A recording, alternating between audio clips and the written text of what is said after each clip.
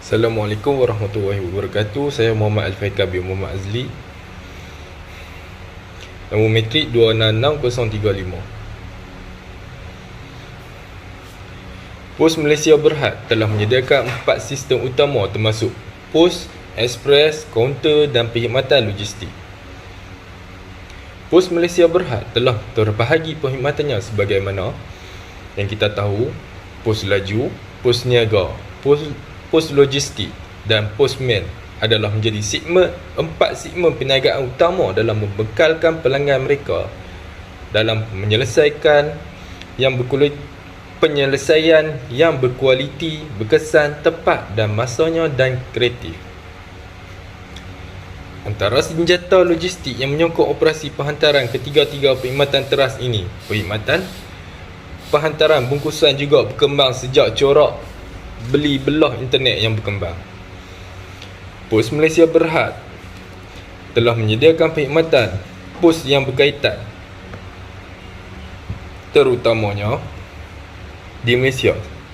Ianya perkhidmatan termasuk menerima dan menghantar artikel pos, perkhidmatan kewangan pos, berurusan dengan produk, fidelity dan penjualan sistem pos.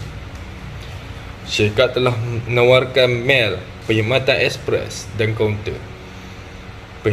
Perkhidmatan mailnya terdiri daripada penghantaran surat, kebungkusan perkhidmatan, penyelesaian perniagaan, penyelesaian mail khas dan pembayaran serta transaksi perkhidmatan, dan perkhidmatan ekspres termasuk penghantaran pintu ke pintu.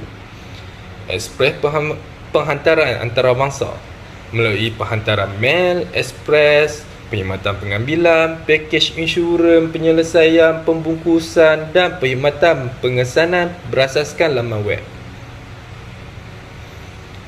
Perkhidmatan kaunter syarikat terdiri daripada penyelesaian bil, kewangan seperti bil isi rumah, rangkaian perkhidmatan awam, tiket dan tempahan, Western Union perbankan dan membeli belah iPos, perkhidmatan takaful dan insurans, perkhidmatan runcit seperti pembelian stamp dan pemindahan wang, dan penjualan produk pos dan alat tulis lain di bawah nama pos 2020. Ini telah menawarkan pelbagai penyelesaian kurier dan logistik melalui laut, udara dan darat ke pelbagai destinasi. Syarikat ini juga terlibat dalam pencetakan dan penyisipan dokumen untuk pengepusan, penjualan sijil digital dan aktiviti pelaburan hartanah. Syarikat ini terdahulunya dikenali sebagai Pos Malaysia dan Servis Holding Sdn Berhad. Syarikat ini dahulunya dikenali sebagai Pos Malaysia dan Servis Holding Berhad telah menukar nama mereka kepada Pos Malaysia Berhad pada tahun 2007. Pos Malaysia Berhad berpusat di Kuala Lumpur, Malaysia. Permasalahan organisasi. Cabaran utama yang dihadapi organisasi kepengurusan Pos Malaysia Berhad Pos Malaysia ialah ketidakcekapan pengurusan kosnya. Menurut Ki Nasir Sani Azhar Roslan dan Amli pada 2021, Pos Malaysia akan terus membendung kos kumpulan dengan merasionalkan rangkaian pejabat posnya, berpotensi mulai penempatan semula, saiz tepat atau penutupan atau berubah menjadi pusat pemenuhan e-dagang. Walaupun langkah pembendungan kos dilaksanakan pada tahun kewangan 2019, kos operasi masih dilihat sangat tinggi. Pos Malaysia telah memberikan perkhidmatan yang kurang baik. Hal ini diakibatkan oleh penumpuan mereka terhadap penambahbaikan yang bersifat berterusan sehingga terganggunya perkhidmatan harian mereka. Ramai pengguna yang telah mengadu dan merungut di media sosial bahawa penghantaran untuk kurier mereka telah ditangguhkan selama sebulan semasa Perintah Kawalan Pergerakan PKP yang dikuatkuasakan pada Mac 2020 yang lalu. Pos Malaysia juga dikatakan berfungsi di bawah laman web sistem yang sangat lemah. Laman web Pos Malaysia dinilai sangat teruk berikutan ramai penggunanya menyatakan bahawa terdapat satu gangguan hubungan ke atas talian yang berlaku sehingga 2 minggu lamanya. Selama 2 minggu tersebut, mereka tidak mengetahui secara tepat berkenaan pakej yang dikirim oleh mereka. Isu berkenaan kemas kini sistem jejak juga tidak tersedia meskipun pakej yang dihantar telah diterima oleh penerima. Pos Laju juga telah bertindak balas terhadap aduan dan rungutan tersebut atas mengenai kelewatan dan memohon maaf kepada pihak yang terjejas. Pos Malaysia menyatakan bahawa mereka telah mendapat permintaan yang tinggi sejak pandemik COVID-19 pada Mac 2020 yang lalu. Pun begitu, Pos Malaysia hanya mempunyai sekitar 200 cawangan di seluruh negara berbanding pesaingnya seperti JNT lebih daripada 600 cawangan di seluruh Malaysia hingga menjadikan keseluruhan proses penghantaran oleh JNT lebih lancar berbanding pos laju. Dengan ruang penyimpanan yang terhad, Pos Malaysia tidak dapat menyimpan banyak bungkusan sekaligus. Ini adalah salah satu faktor yang membuat proses penghantaran menjadi lebih panjang. Pertambahan beban tugas terhadap kaki tangannya yang dilihat tidak setimpal dengan gaji akan meningkatkan kadar berhenti kerja dalam kalangan kaki tangannya. Lama-kelamaan, Pos Malaysia kekurangan kaki tangan dan membawa kepada ketidakcakapan dalam perkhidmatan mereka. Tidak ketinggalan juga isu pelanggan menerima barang rosak atau pecah. Ia adalah tidak dinafikan pelibatan kaki tangan Pos Malaysia dalam mengendalikan barang yang di gudang adalah tidak mahir sehingga barang dalam pusat itu rosak atau pecah. Kadang-kadang kerosakan juga boleh berlaku kerana postman membaling bungkusan di dalam pekarangan rumah apabila tiada yang menjawab panggilan atau mengambil bungkusan tersebut. Analisis persekitaran. Analisis persekitaran luar aplikasi ketat Portal 5 Force boleh membantu mengurus di Pos Malaysia, memahami persaingan antara pemain sedia ada dalam perkhidmatan perniagaan. Pertama, kuasa tawar menawar pembeli Pos Malaysia. Dua, kuasa tawar menawar pembekal Pos Malaysia. Ketiga, ancaman kemasukan baru dalam industri perkhidmatan perniagaan. Empat, ancaman produk dan perkhidmatan pengganti dalam industri perkhidmatan perniagaan. Portal 5 Force yang menentukan struktur industri dalam perkhidmatan ialah: 1. Kuasa tawar-menawar di Pos Malaysia dan sektor perkhidmatan. Jika pembeli mempunyai kuasa tawar-menawar yang kuat, maka mereka biasanya cenderung untuk menurunkan harga, sehingga menghadkan potensi Pos Malaysia dan services untuk memperoleh keuntungan yang mampan. Kedua, persaingan di kalangan pemain sedia ada dalam industri perkhidmatan. Jika persaingan sengit, maka ia menjadi sukar bagi pemain sedia ada seperti Pos Malaysia untuk memperolehi keuntungan yang mampan. Kuasa tawar-menawar pembekal dalam perkhidmatan perniagaan. Jika pembekal mempunyai kuasa tawar-menawar yang kuat, maka mereka akan mengeluarkan harga yang lebih tinggi daripada Pos Malaysia. Ia akan memberi kesan kepada potensi Pos Malaysia untuk mengekalkan keuntungan melebihi purata dalam industri perkhidmatan perniagaan. Ancaman produk dan perkhidmatan pengganti dalam sektor perkhidmatan. Jika ancaman pengganti adalah tinggi, maka Pos Malaysia perlu sama ada melabur secara berterusan ke dalam research and development R&D atau berisiko kehilangan pengganggu dalam industri. 5. Ancaman peserta baru dalam industri perkhidmatan. Jika terdapat ancaman kuat kemasukan baru dalam industri perkhidmatan perniagaan, maka pemain sedia ada akan bersedia untuk memperolehi keuntungan yang lebih rendah untuk mengurangkan ancaman daripada persaingan baru. Analisis Portal 5 Force penting untuk Pos Malaysia kerana ia adalah sebagai pembuat keputusan boleh menggunakan model Portal 5 Force untuk menganalisis daya saing yang dihadapi oleh Pos Malaysia dalam industri perkhidmatan perniagaan.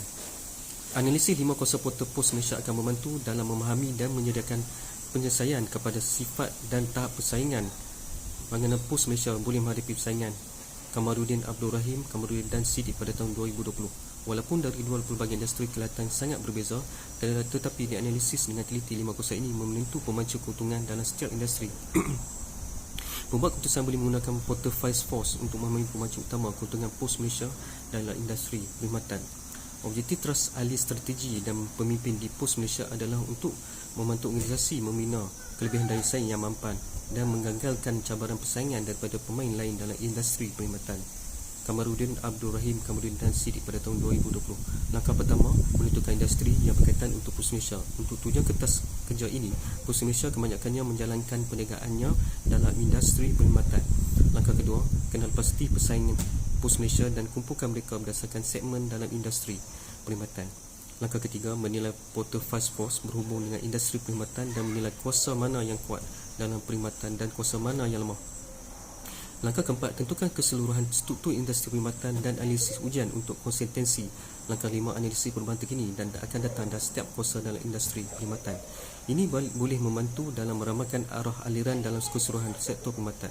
Langkah keenam, kenal pasti aspek struktur industri berdasarkan Portal 5 Force yang mungkin dipenuhi oleh pesaing Pos Malaysia dan peserta baru dalam industri perkhidmatan. Portal 5 Force boleh digunakan untuk membangunkan strategi untuk Pos Malaysia ialah untuk mencapai keuntungan melebihi purata berbanding pemain lain dalam industri perkhidmatan dalam jangka masa panjang. Pos Malaysia perlu membangunkan kelebihan daya saing yang mampan.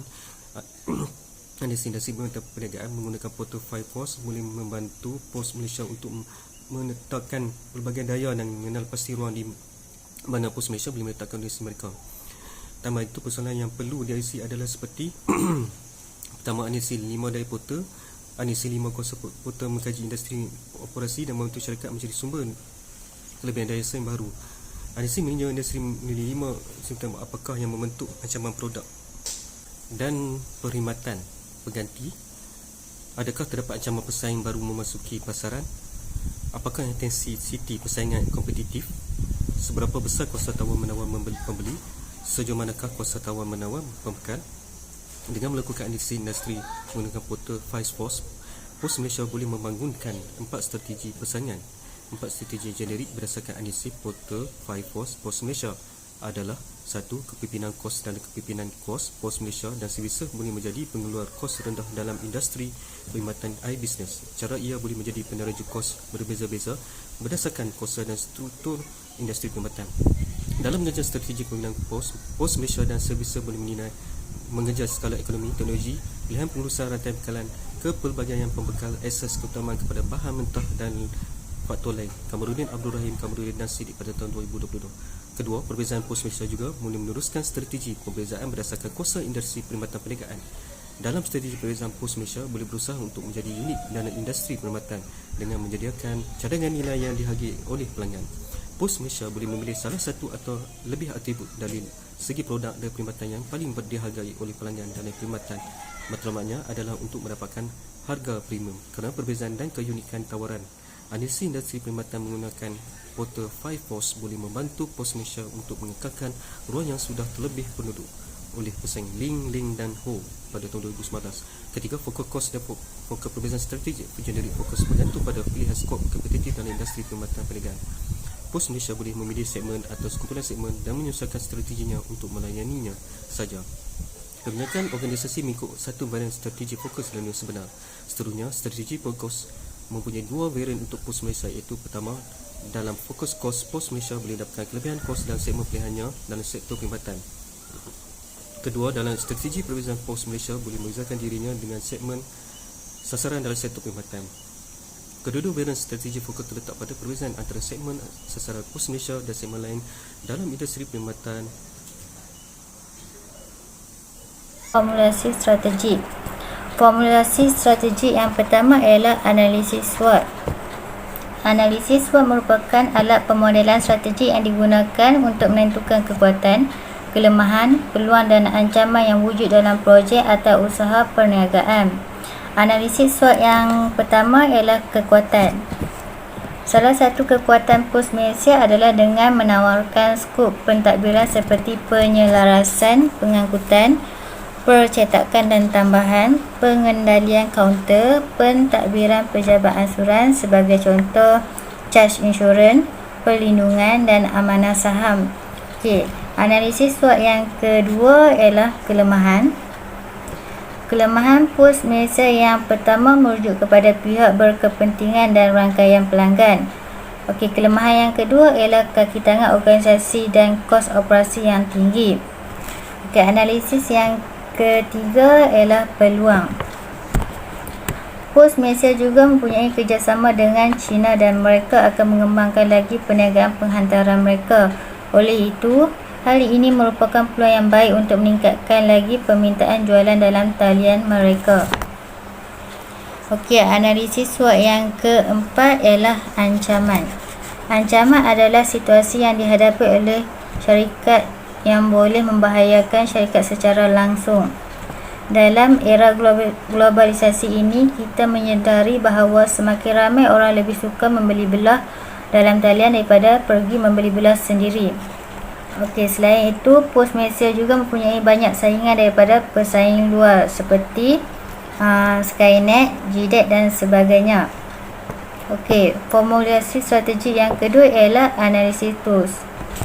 Analisis tools merupakan lanjutan daripada analisis SWOT yang mengenal pasti kekuatan, kelemahan, peluang dan ancaman, tetapi ia pergi lebih jauh dalam mencari untuk memadankan kekuatan dengan peluang dan ancaman dengan kelemahan.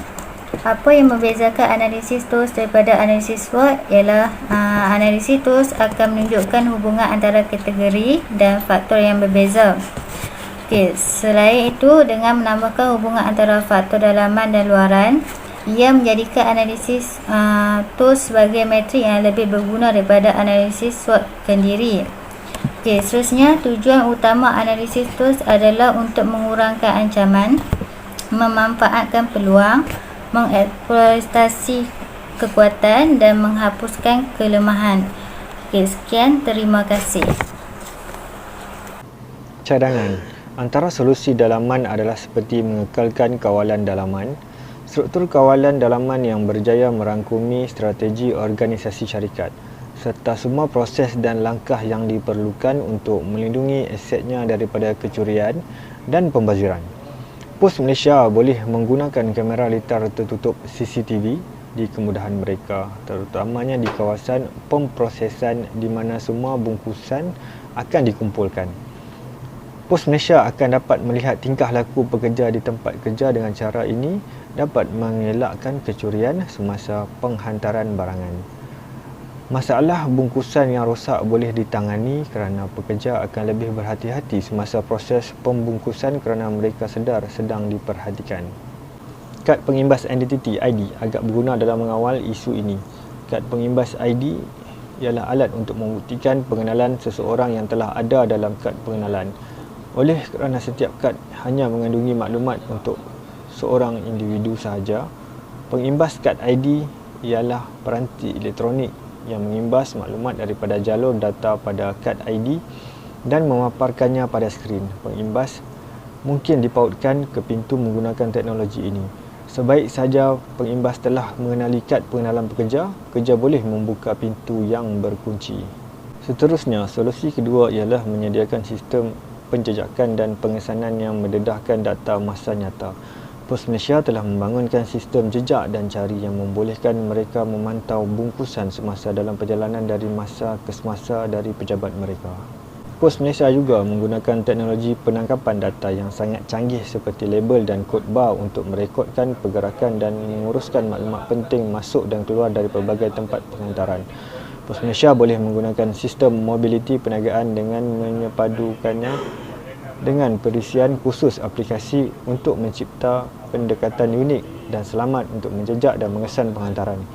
Pos Malaysia boleh mereka bentuk laluan yang lebih pantas ke lokasi penghantaran mereka dan pengguna boleh menjejaki barangan mereka dalam talian untuk melihat di mana barangan tersebut berada.